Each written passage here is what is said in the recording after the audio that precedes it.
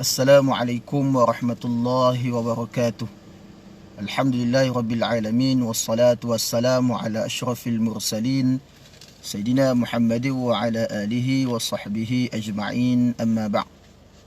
Alhamdulillah, bertemu lagi kita dalam siri Tazkirah Ramadan, dalam sesi fiqh salat, iaitu dalam tajuk salat berkualiti.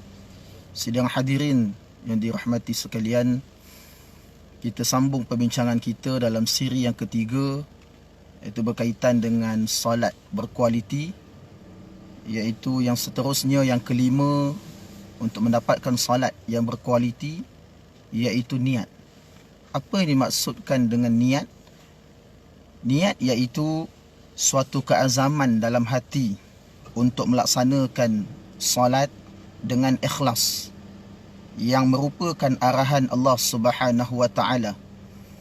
Ia merupakan syarat sah salat dalam keempat-empat mazhab, iaitu mazhab Hanafi, Hanbali, Maliki dan Syafi'i. Keempat-empat mazhab menganggap niat adalah rukun dalam salat. Bila waktu untuk berniat? Adakah mesti semasa takbiratul ihram?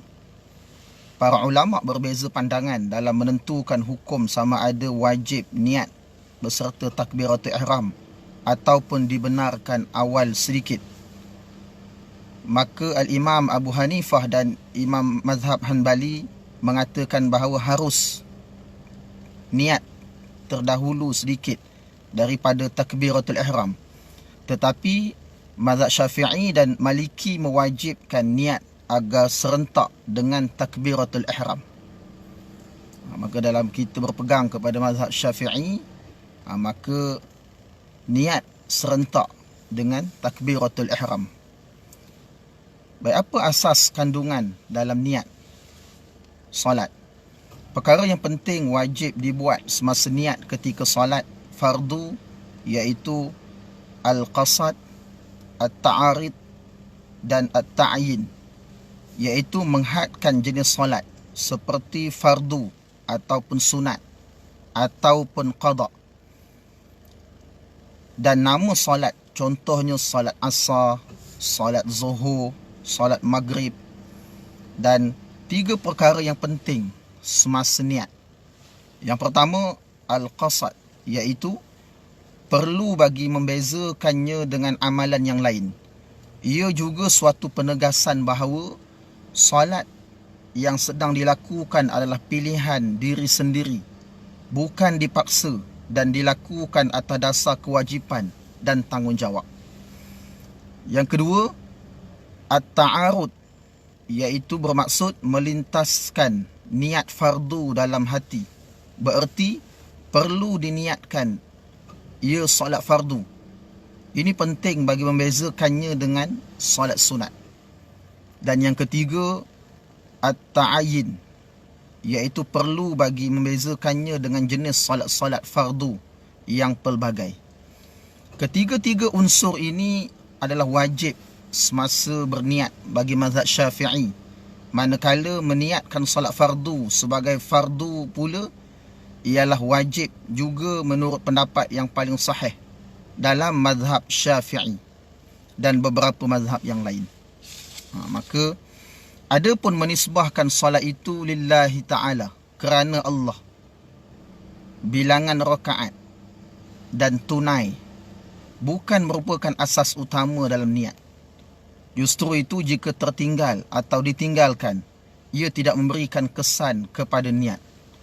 Bagaimanapun jika salat sebagai imam, makmum, salat qasar, jamak dan sebagainya, ia perlu diniatkan sekali bersama-sama unsur yang utama yang disebutkan tadi.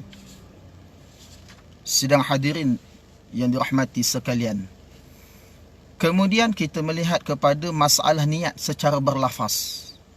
Dalam amalan yang dilakukan, niat adalah amalan dalam hati. Niat ni rukun qalbi, bacaan dalam hati. Demikian juga disebut secara ijma' ulama dan tidak cukup niat jika apa yang hadir di hati berbeza dengan apa yang dilafazkan. Jika berbeza tak cukup. Dalam hati lain, yang dilafazkan lain. Jika di hati benar, maka sekalipun lafaznya tersilap, ia tidak memudaratkan salat. Tetapi jika perkara yang sebaliknya berlaku, maka ia akan memudaratkan salat. Ini maksudnya niat lain, lafaz lain, maka dia memudaratkan salat. Bagi perhatian bagi mereka yang mengamalkan niat secara berlafaz, bagi sesiapa yang tidak diganggu oleh perasaan was-was, maka bagi orang biasa, dia terus sahaja niat secara niat ketika solat, ketika takbiratul ihram, terus niat solat. Manakala bagi sesiapa yang tidak diganggu oleh perasaan was-was, maka amalan yang paling baik ialah melakukan solat tanpa niat secara berlafaz. Kerana tiada sebarang dalil yang menyebutkan demikian, lalu ia telah keluar daripada khilaf yang mengatakan tentang berlafaz lebih baik. Kemudian yang kedua, bagi individu yang mempunyai masalah sukar hadir hati untuk niat, bolehlah mereka melafazkan niat sekiranya diyakini ia dapat membantu hadir hati dan bukannya menambahkan lagi was-was. Kemudian yang ketiga, bagi mereka yang mengamalkan lafaz niat, maka janganlah silap sangka bahawa ia adalah kewajipan. Adapun tentang anggapan bahawa amalan ini sebagai perkara yang baru, maka penulis bersama dengan Syekh Atiyah As-Saqar tidak bersetuju dalam menganggapnya perkara baru, kerana ia ialah suatu perbuatan sebelum bermulanya solat, iaitu di luar solat. Sebab tu dalam niat berlafaz, ia di luar solat, terpulang. Manakala jika ia dilakukan sebelum solat bermula, dia di luar solat, dia tak termasuk dalam ibadah solat. Namun ia boleh menjadi suatu kesalahan jika ada terdapat individu yang mengatakan wajib dan mesti kalau tak niat tak lafaz, lafaz niat sebelum solat, maka dia boleh membawa kepada batal dan sebagainya, maka tak boleh. Maksudnya mestilah niat ketika mana terus sahaja niat ketika mana takbiratul ihram.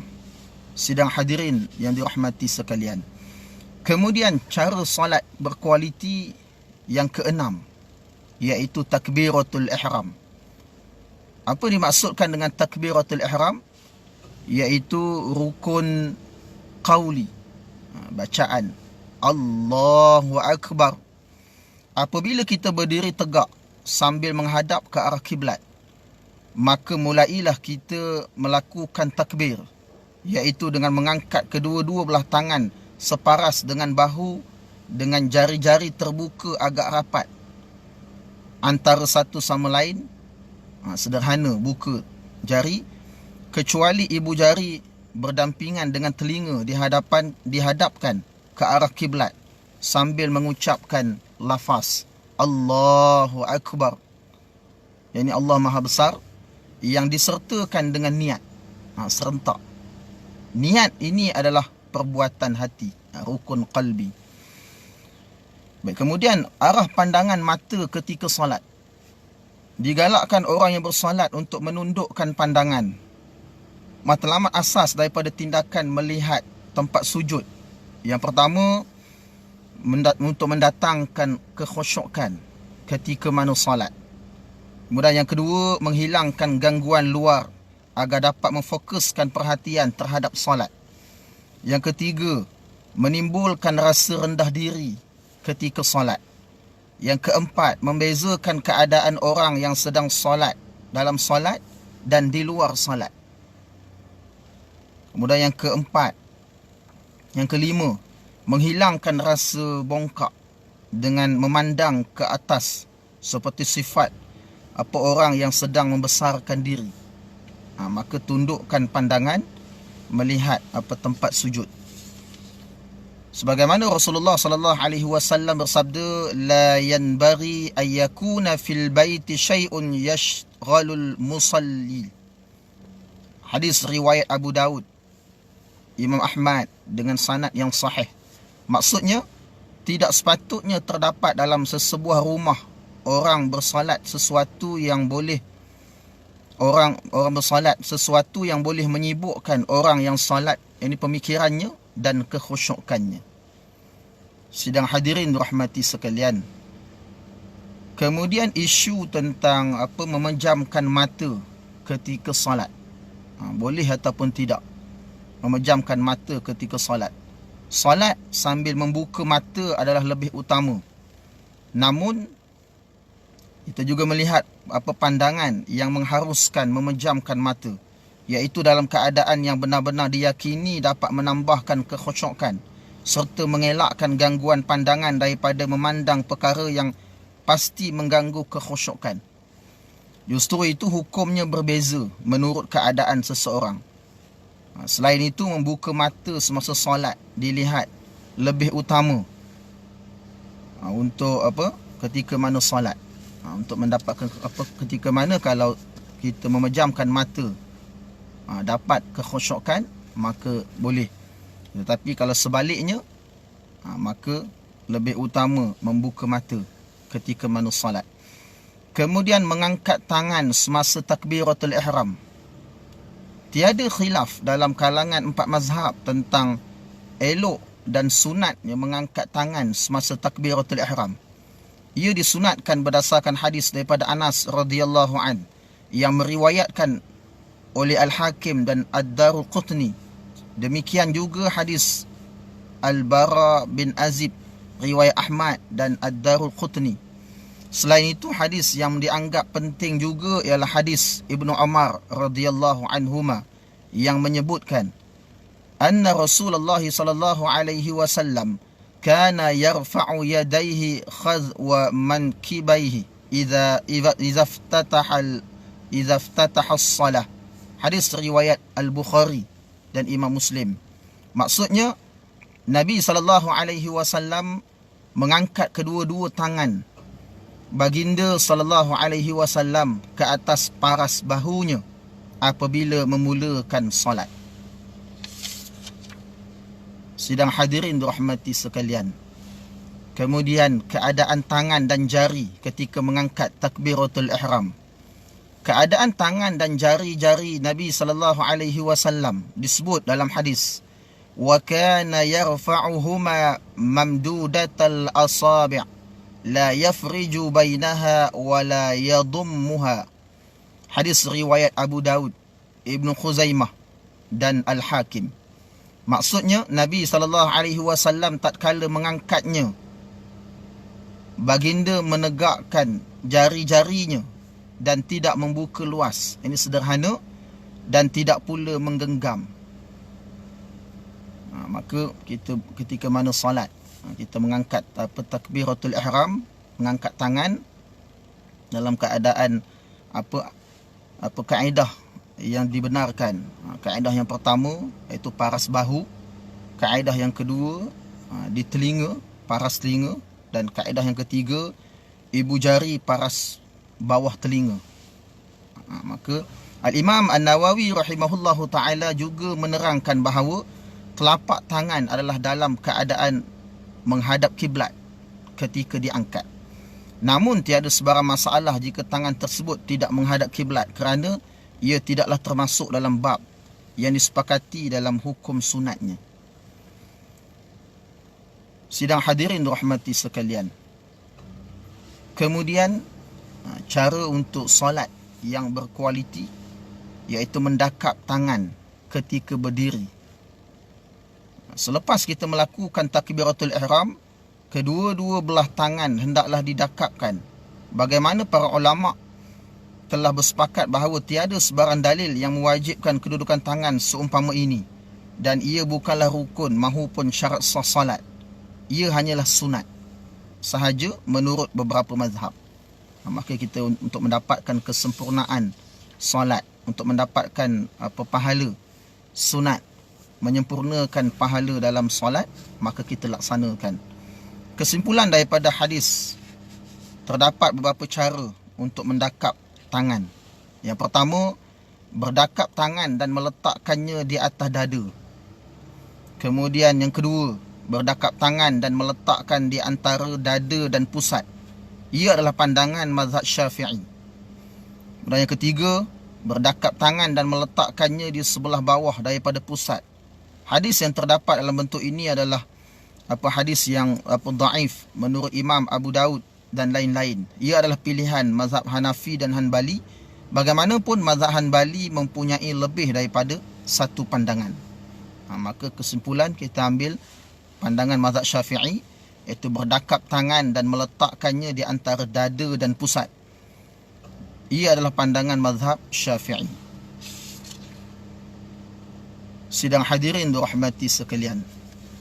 Kemudian cara solat berkualiti yang ke-8, iaitu membaca doa iftitah.